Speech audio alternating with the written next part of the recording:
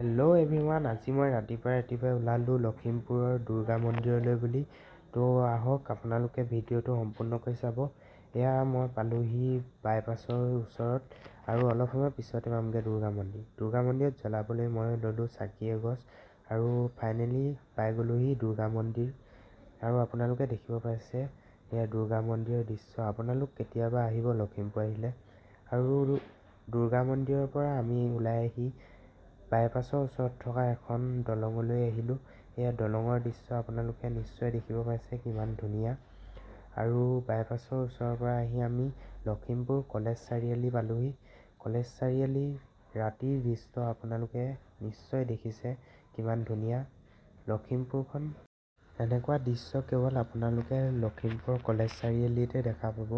তো আপোনালোকো কেতিয়াবা আহিব লখিমপুৰ কলেজ চাৰিআলি। আৰু যদি ভিডিঅ'টো চাই ভাল পালে লাইক, কমেণ্ট, শ্বেয়াৰ আৰু ছাবস্ক্ৰাইব কৰিব নাপাহৰিব। থেংক ইউ ফৰ ৱাটছিং। বাই বাই।